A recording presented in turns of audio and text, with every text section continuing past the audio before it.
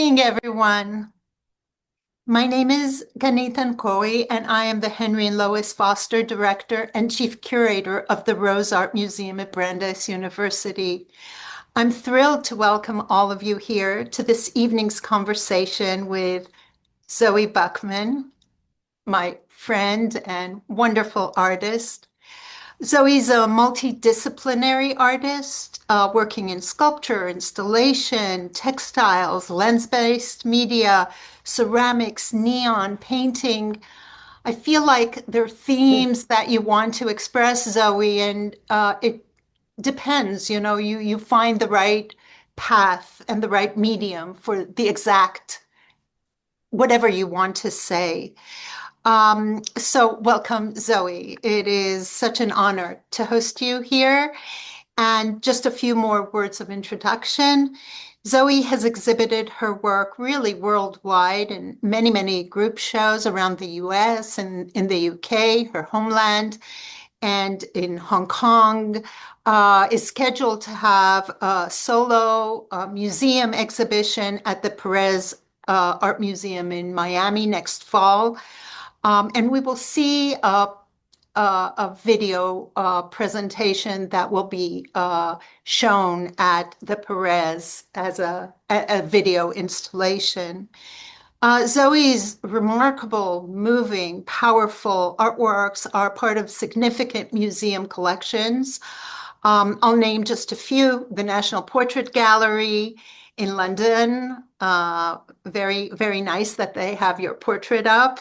The Whitney Museum of American Art in New York, the Institute of Contemporary Art in Miami, the Baltimore Museum of Art, the Studio Museum in Harlem in New York, the Chrysler Museum of Art in Virginia, the Jewish Museum in New York. I just recently, last week, saw the work there.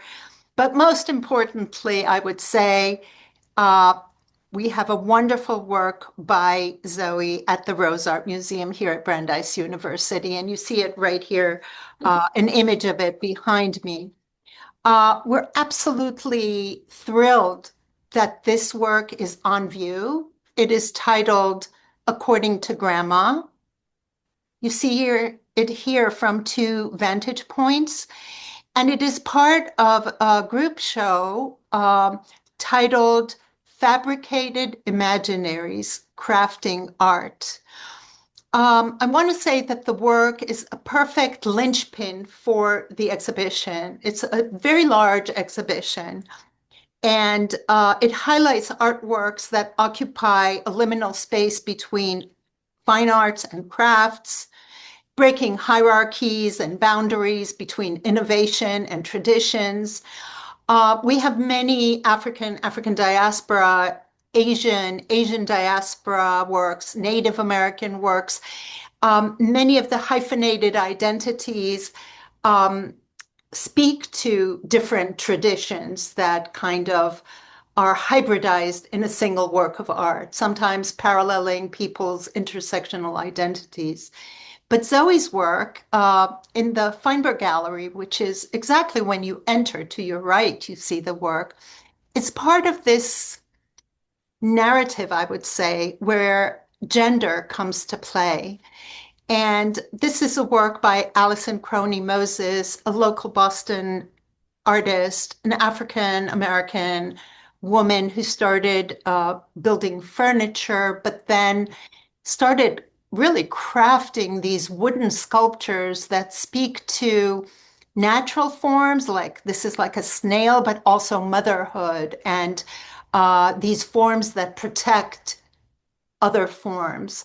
This is Tuesday Smiley, a different kind of genealogy, a trans artist who showed at the Rose Art Museum. And this specific banner is a beautiful textile banner that's based on a 1973 protest banner of early transvestite women in 1973 protesting. So not motherhood, but I would say godmothers of foundation.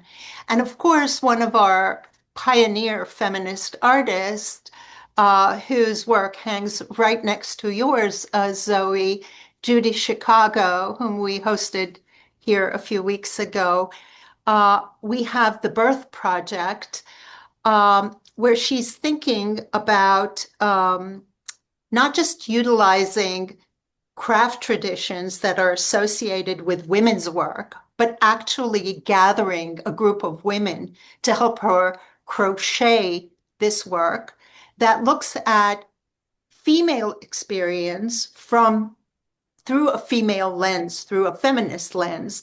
So birth has never been depicted like that. And in a very, I think, apt movement, we hung Zoë Buckman's According to Grandma, another genealogy, right near there from the ceiling, coming down, and really showing us something new, something else. And I'd like to turn this over to you. First of all, I hope you're happy with the company you keep Oh here my at the God. Yeah, I'm so thrilled. Thank you. And thank you for having me and thank you for that beautiful introduction. And it's an honor to get to speak with you. Um, yeah, I've really been looking forward to this because you're a legend in my No, world and in all of our worlds. So I'm verklempt. Keep going. You talk, you talk. no, no. Don't embarrass me, Zoe. It's about you. I would like to say that with all the love that we have for each other and for the art and its importance, this may not be an easy conversation because we will touch upon some traumatic issues related to sex and violence. Mhm. So please, at home, thank you for joining us and do whatever you need to do to keep safe and care for yourself. So, Zoe, let's start with what we see and how it relates to your mother and grandmother, this matrilineal line. Yeah, absolutely. There's so much to talk about with this piece. I almost don't know where to start, but well, I made it in 2019, and I was very much looking at and thinking about the home and the female experience within the home, and that's absolutely a terrain upon which I've stayed. Really, I think that is a place that's a kind of fertile ground for me, and probably will be for a very long time. But in 2019, my mum was terminally ill when I started making this work, and I continued in this series after she passed. And so I was thinking a lot about her experiences that I knew about, so, some experiences like, I was looking at the matrilineal heritage, as you said. So I was thinking about my grandmother, but a lot of what I had to think about was almost imaginative because I knew she experienced great trauma as a Jewish woman, as a nurse, as a woman who was married to my grandfather, that's a whole nother thing. Um, but so much of it wasn't spoken about, and so much of what my mum experienced also wasn't spoken about. And I think a lot of what my mum was trying to do with her writing and what I try to do with my work is start conversations, because there is this kind of inevitability of experience in these bodies. At least that's been my experience of being a woman and being a woman in relationship. And so I guess the first thing to say is that this piece, and I think my work in general, is intended to be joyful and beautiful. It's intended to draw you in and be tactile, but it's difficult. It's speaking about difficult things. So the title to the piece, According to Grandma, actually comes from a piece of writing that my mother had done, and she was writing about this tradition in our family that I found out about half of the Jewish women I have spoken to have experienced this, and about half of them haven't. But it's what my mum called the slap. And it's a tradition in some Jewish families where when the girl comes on her period for the first time, the matriarch of the family, and in my mother's case, it was her grandmother, slaps her around the face as a way of kind of blessing her future babies, right? And so there's so much in there to unpack, and about like welcome to being a woman. Bam, here's we're gonna mark this with an instance of pain. But for me growing up, my mom told me about it. We laughed about it. We spoke about it. I was quite excited when I first presented with her that I was ready for my slap. Um, and so I kind of wanted to look at also levity within these really sometimes difficult experiences. The piece itself, I use tea towels and napkins that belong to my grandmother. And it's all these different boxing gloves kind of gathered together to create this whole and to give this illusion of a body in space. But there's also this an absence of an actual body. I wasn't actually creating figurative forms at that point.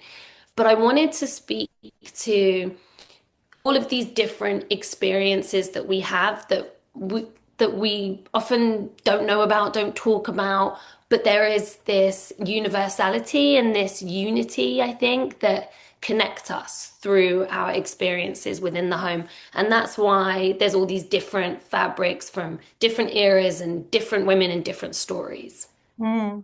Yeah. And one of my past roles, I was at the um, Harvard Divinity School at the Women's Studies Center, and there was a lot of work that was done about menstruation and how it's taboo in so many different cultures, but also it's just a recent thing that tampons can be advertised on television. It used to be Mm. a code of silence around all of that, and Yeah. fear and embarrassment and shame. So, like talking about it is still something that's rather new. I remember in the Yeah. 70s, Carolee Schneeman and Judith Chicago started doing tampon art to kind of break this code of silence.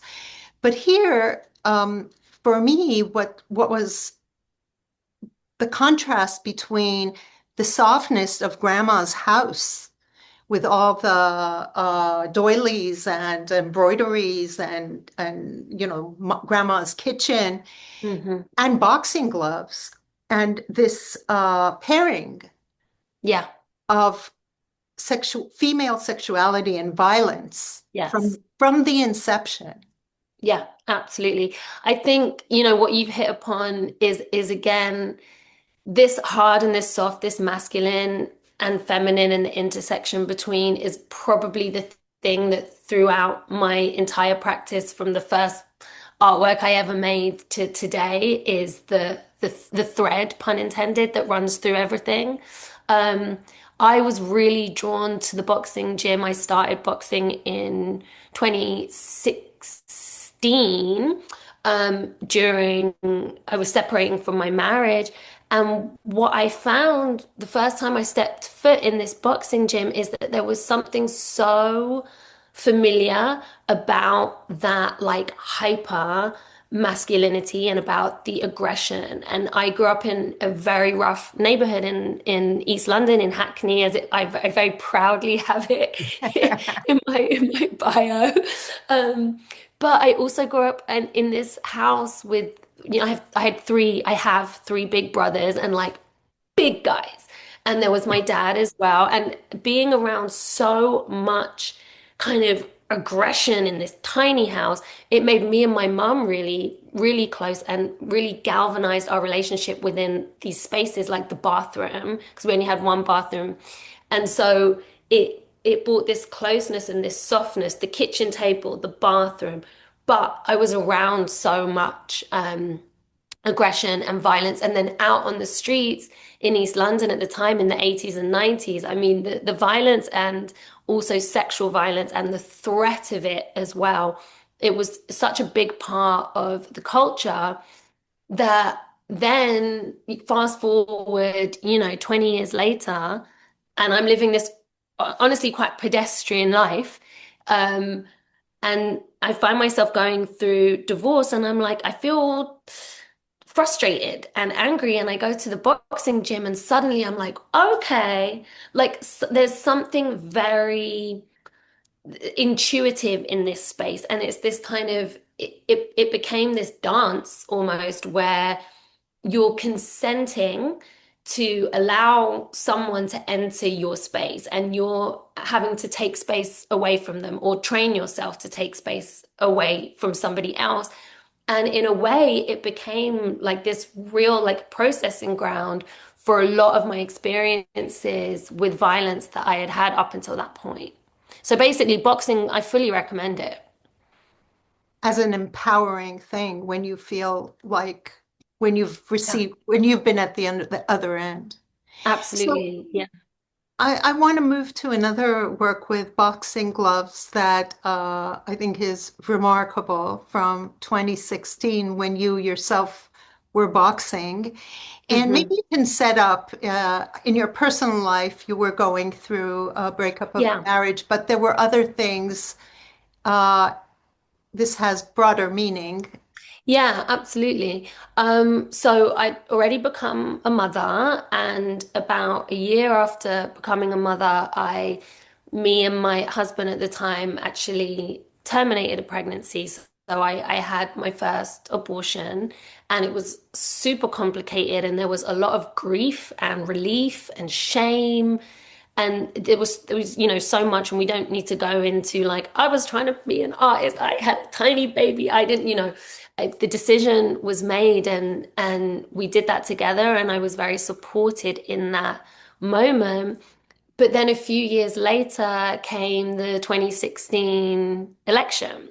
And, I'd lived in America for some time up until that point already. Like, I was used to, like, oh, there's a general election coming. Everyone's going to talk about rape and abortion. Except in 2016, I had experiences at that point of both of those things. And so I'm hearing what's coming out of the TV, and as is the case every 4 years, um, all the old white guys rev up to discuss our bodies, and this year in particular, it was so egregious and gratuitous and awful. And I'm going to the boxing gym like 3, 4, 5 times a week. And I end up obviously like bringing my boxing gloves into the studio. And there was one afternoon where I was just so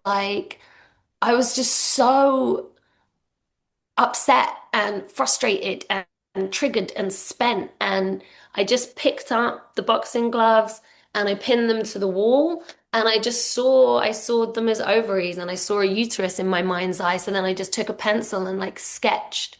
The shape of this is the size of it is determined anatomically by how big the boxing gloves are, if you know what I mean. So if the boxing gloves are ovaries, then the uterus is a kind of within a range of a size that would make sense.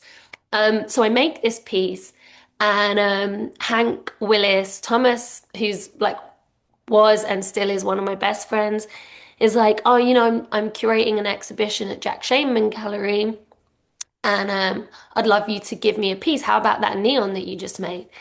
And I was like, okay. So I showed this for the first time in a show that was called Four Freedoms, because he had this wacky idea of this brand new super PAC that we were all getting very excited about. And the show goes up, and the version at Jack Shaman was actually the neon was pink. I used bright pink because I needed to take up even more space, because they were going to hang it next to Rashid Johnson and like these other artists, these like legendary kings that I very much look up to. And I was like, oh, I'm going to have to shine even bright. So color. And the reason I bring this up is because this was before the election, and a writer reviewed Hank's show and was saying nice things about the work. And then he got to my piece, and he essentially said, "Ugh, Zoë Buckman's work, Champ, is screaming, we're still fighting for our rights." but we're about to elect the first female president. So, and he was basically saying that this piece was obsolete and hackneyed and unnecessary. Of course, we all know how the election went. After the election, people became more interested in this work. That writer came up to me at an art party and apologized and gave me a big hug. I was like, "It's cool, man. Bring it in. Don't worry about it." I guess my point is that I've I've wanted this piece to become less relevant. And actually, frankly, I've always wanted that for my work. Like, I don't want these things to, I want us to be able to like draw a line under it. Oh, we no longer, that belongs to the past. Um, I think that people have this assumption that I'm making work about something that's happening politically, topically in the moment. And there's nothing wrong with artists that do that. I think that's a beautiful thing. But to be honest, I guess I'm a little more selfish than that. And I make work about something that I'm experiencing. So, whether that's motherhood for the first time or abortion or grief, or I was in a relationship that was violent. I was making work about that. And people said, "Oh, this is work about the Me Too movement. Oh, this is work about Roe v. Wade. Oh, this is work about anti-Semitism." Actually, I'm just very selfishly making work about things that I'm going through. And I really wish that they would all become boring. Yeah. Well, one of the paradoxes of good art is that the more deeply you dig into your own experiences, the more universal it becomes. When you try to make something universal, it just often is flat or like a poster. That is so true. That is so true. And I think that's a line that I really try to I try to toe it in the right way, which is like there's a fine line between something that's personal and something that's self-indulgent and something that is an Right. overshare, and I think it's really important, at least it's important to me that I'm always asking myself, like, do you need to make this right now? Do you need to show this right now? You know, Mhm. yeah, Yeah, yeah. And our feminist godmothers taught us that the personal is political. exactly. Yeah. So, yeah. We're going to move to another related piece, but we'll need you to describe it for us Okay. because we're missing an important component. Yeah. So I showed this with a gallery in Chelsea, and I was really playing with I guess nods to performance or installation and making experiences that were a little more immersive than something on a wall or something hanging from the ceiling. And so I had two sound components in this little room for this installation. One, I had recorded on my phone some sounds from the boxing gym. So it was very like like grunting and men punching things and whatnot. And then I also have the audio of me giving birth, um, which I remember playing to a curator once, and she wasn't sure for a minute. She was like, "Hang on a second, is this you having sex?" I was like, "No, no. Oh, just wait. It's because it's gonna get a lot worse, and then you're gonna hear a baby cry." Um, but I guess the point or what I was trying to go with was this guttural experience of pain that can sometimes sound like pleasure that is almost transcends gender, me, a woman giving birth, the boxing gym, they were mainly men in that room on that day. But like as you're walking around and taking in the work, you just hear raw human emotion and strength and resilience and I think power. Right. So when we spoke about this, it reminded me of Elaine Scarry's really monumental book, The Body in Pain from 85, so such a long time ago. A But the great year, 85, really good year. yeah, correct. The year that gave us The Body in Pain and Zoe Buckman. Hey. So I put the quotes because I don't want to misquote her, but there are 2 points that she makes that I think are relevant to our conversation. The one thing is she talks about physical pain, that for the person who's in pain, that's the most certain thing that they experience. Yeah. There's no doubt. When you have pain, it's a certainty. But for someone who's not experiencing the pain or hears you talk about the pain, it can exist as a primary model of doubt. Mm, And she goes on to explain how that makes a lack of empathy and a kind of, well, she goes on to say how that allows for people to torture others, and she takes it to a political place. But I just want to say that when you have pain and you try to say that, people often don't believe you, especially yeah. if you have an invisible traumatic wound rather than a broken leg or something like that. The second thing she says that comes directly out of your work with the sound elements is that physical pain resists language and actively destroys language.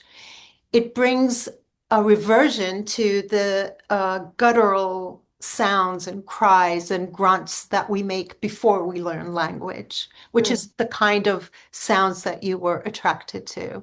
yeah. And I've taken her theory and expanded it specifically to trauma, where it's unsayable. You cannot express it in regular words because of many different reasons that we'll talk about. And then I believe that that's why we have art, Mm, because you can express it through your installation, through you can those contradictions. You can express it through music, but not through words. mm, But what we see in your work is that you try to express it in words, but the way that this is a recent piece, but I think you have several. mm, You repeat the same thing. yeah. Would you read it to me? Yeah, this says, and still women will tell a woman or what remains of her bones that they are lying. Um, and that, I've for a long time I've been concerned by and making work around sexual assault, sexual violence and intimate violence in relationships, but also about denialism. And I think, one of the, as women, or if you belong to any marginalized group, there is those outside of that group are almost predisposed to doubt you and to doubt your experiences of racism, homophobia, transphobia, sexism, etc.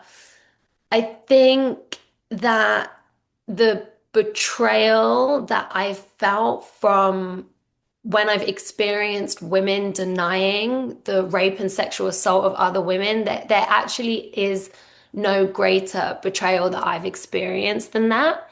And I say that as someone who's experienced a lot of shit from men, and there's almost something that hurts more to me when I encounter my people, communities that I considered my sisters, my comrades, my allies, denying the rape and sexual assault of other women. And so this came from some writing that I did in 2023. And this was part of my solo show that I just had in Miami at Mindy Solomon Gallery.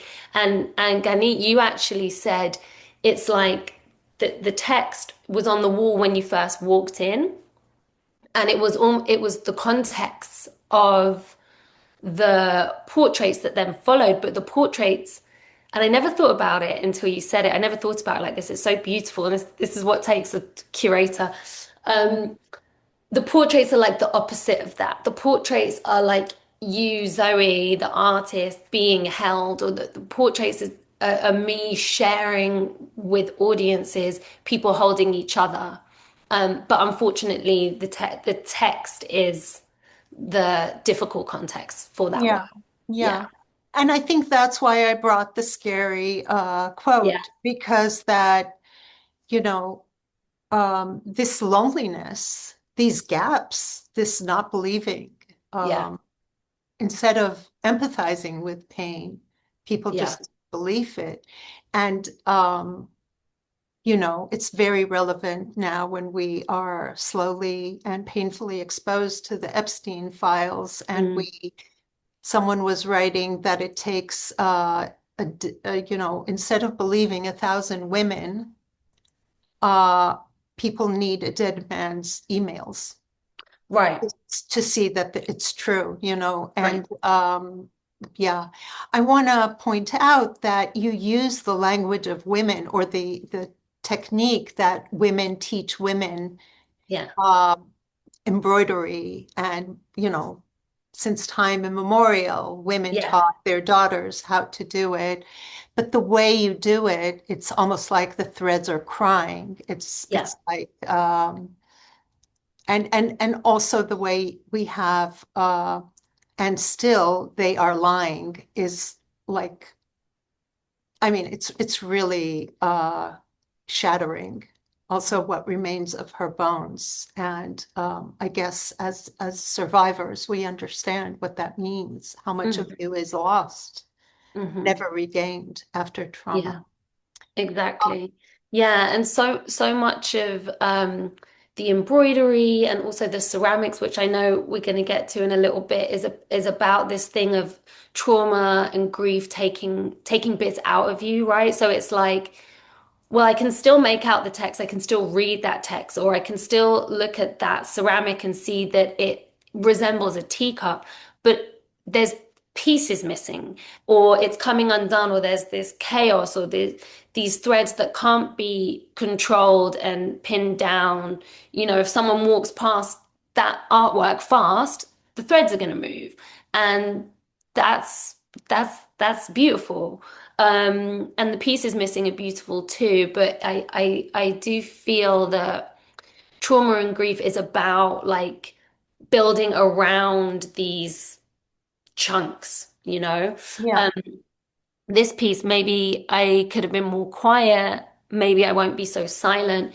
This is there's I I write I write poetry and texts, and there are some pieces of writing that become almost like mantras and that I repeat over and over the years in my work. And this idea of maybe I could have been more something, or maybe I could have been less something else, is something that I think is very real for many of us, and it comes from this it comes from being disbelieved as well, or experiencing that any kind of subjugation where you're like, oh, okay, I'm too much, or I'm not enough, and it's something that I'm constantly working with in my yeah, practice. yeah.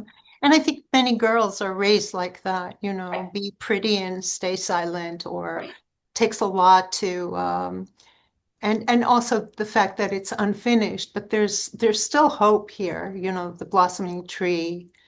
But yeah, I can't not see that the threads are red threads yeah, that go to many things. So now we're going to move to this text, which is a good way to lead into the video, your yes, video piece that we will see, because first of all, I love that this is an actual cross-stitched embroidery that you did. That's so beautiful. It's I thought it was hand done. You said it says it's digital embroidery. no, the digital, you're not you're not wrong in that the digital is the text. The Oh, embroidery, okay. yeah, that is digital embroidery. Yeah. Okay. Okay. So this is this is part of the text that actually is part of the film that we will see, the video art piece. Um, I wonder if you want to read it to us. Yeah, sure. So I was asked in 2018, I guess probably because the New York Times were probably like, oh, Me Too just happened. Who's making work about sexual violence? We need to ask her to do something. So they asked me to write a 300-word essay on my experience of 2018, and they said it can be as abstract as you want. And so I was like, all right, that's great. I love that. That's a wonderful brief. And I was in this relationship in which I was experiencing physical, emotional, and sexual violence, and my mum was dying. And which is, part of why I found it so difficult to leave that relationship because I kind of just wanted to pretend that I was okay, at least for my mum who was worried about me. But whilst in this relationship, I started to weave together the beginnings of a poem that started, I told him I could get blood out of anything. And then it became this sort of truncated piece of writing, very short at first, where I was jotting down things that men had said to me, things that I had said to men, and things that other women had said to me pertaining to bleeding and bruising and having your power taken away from you. And I turned that into the New York Times, and they're like, this is way too abstract. Can you give us something more basic? I said, yes. So I gave them something more basic, and then I started to embroider these bits of text onto vintage tablecloths and tea towels and whatnot. I was also, sorry to ramble on, I know we're going to get to the video work. I was also doing at the time a type of trauma therapy called EMDR, which I think really relates to that quote that you shared. Um, and EMDR is works with the brain, triggering the left and right cortexes of the brain whilst you remember the traumatic incident. And it's a way of reprocessing that so that it's no longer stuck in the frontal lobe and so that the body can metabolize it. And all that to say, this is a very lofty way of explaining that during the time I I was really interested. The reason why there's these circles is I was really interested in the brain and the right and the left. And that's why the text is kind of shaped like that. And the Perez Museum are going to take this piece and hang it outside the video room where the video will be screened. That's, Yeah, yeah. which is cool. I mean, I can read this out, but it's also No, no, it's in the text. it's So in. I think so. The video is 18 minutes, and I want us Yeah. to have time to see it and then to maybe discuss it and see your recent work that shows that there's a way out of trauma into love. But Yeah. I'm going to stop sharing my screen now, and we are going to it's 18 minutes. It starts with a black screen, so don't go away and watch it. I told him I could get blood out of anything. I want you to be my number one. When consent becomes abstract. 2, There are things she'll never forget. 3, And things she cannot remember, like 4, 5, When exactly in the morning he finally left. Or 6, how she got her baby to school. 7, He left with pieces 8, carved from her insides. 9, and 10. But every now and then, every now and again, I want an 11. 11. Shh, Bubala. Is everything okay back there, miss?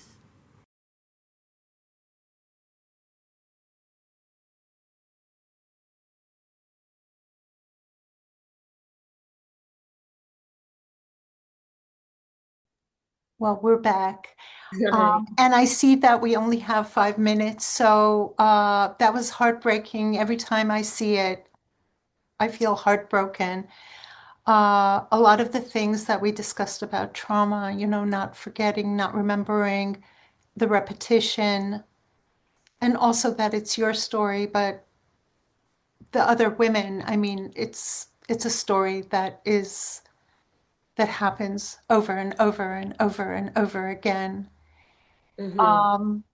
I thought we would look at some of the props that you discussed, how they're broken. Um, you can still see it's a cup, right? Yeah.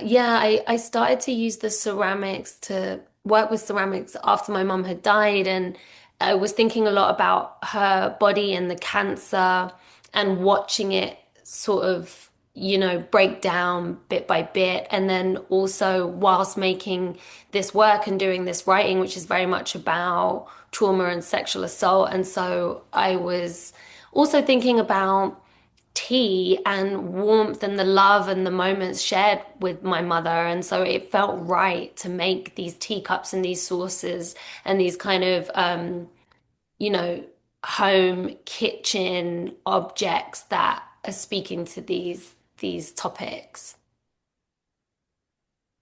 But also the fact that these utilitarian cups that are so familiar here become metaphors. Mm. And you play a lot with the staining, the staining of the blood, the Oh yeah. colors of the bruise. It becomes very visceral. Yeah, and that sort of almost inherited need to cover up, remove what is, Thick for this, you need thick bleach, and euphemisms was something that my mom was talking about for having your period in the 60s. We don't speak of these things. But euphemisms and the removing of the stains, I think, is age old, and is why I use these found textiles as well, because they have their own stains and they've had their lives. Right. I love the part where they described, how she puts ice on her bruise, but then makes a sling out of it. Right. The reusing of these fabrics that are part of a woman's life as a Yeah. mother, as a grandmother, as a victim of abuse. And Yeah. the relationship between the childhood of the slap and being comforted by the grandmother while Yeah. sobbing, Yeah. bubbling, and then linking sex and violence when it happens later in life. I mean, maybe we're conditioned to accept it Absolutely. at a certain point. I mean, it asks very tough questions. Yeah. And fantastic actors. Oh my Uh, God, they're amazing. Oh, thank God for those women. And Kush Jumbo is she's the one on the left there. The Perez is hopefully going to be bringing her out to Miami for the opening to do a talk, because she's just like, you give her the microphone and let her just do the thing. She's just amazing. So we're not doing justice to this fantastic exhibition, solo exhibition in Miami that was the beginning of this year at Mindy Solomon Gallery that I had the pleasure of going out to see. These are portraits of your friends and self-portrait with made from fabric embroidery. We have some wonderful details and these, I understand, are your friends and the loving relationships as an antidote. Yeah. Uh, Yeah, these are my I was looking specifically at the Jewish people's complicated relationship to the home. This is the first time I've ever depicted a cisgender male in my work, and this is one of my best friends, Jaden, and it felt right to start with him. But there's also my partner, our hands are in this work, and it's definitely offering yeah, like you said, an antidote, and this, and what feels like some healing in community, at least for me. yeah, so I think this is a good place to end, and we have to end because it's just a little after 8. I want to thank Minen, our technician, and I want to thank Madeline Day Delpha, our Maddie. Yay, the Rose programming and community outreach genius, who also prepared the PowerPoint for us and is is behind the scenes, making sure we do well. So I want to say Wait, that real quick, I want to thank you before you make a quick announcement. I just want to thank you so much, Gannit. And hopefully the first of many conversations. You're stuck with me. This is going to be decades, babes. Okay. You can continue, but thank you so much. You Thank really, you, really, Zoe. you get Thank it. You get it. So thank Well, thank you, Zoe, for making time for all of us. Thanks to the audience for joining and really going through this traumatic, personal and collective, uh, too common experience of this complex relationship between sex and violence, but then finding that there is this opportunity for a different kind of relationship. And I'm really glad that this is your most recent body of work, which is so beautifully done. I wanna, yeah. We need to undo this. Mhm. I wanna say that I hope everyone comes to the Rose Art Museum. Fabricated Imaginaries Crafting Art with Zoë Buckman's According to Grandma is up until May 31st of this year. We have other exhibitions as well, but please come see this amazing work that breaks boundaries and really talks about I think the fact that it's both art and craft, both pleasure and pain, both the home and a feeling of alienation, the complexity of what it means to be human that is activated through multimedia art. Thank you so much, Zoe. Such a pleasure to have you here with us. Appreciate you. Thank you.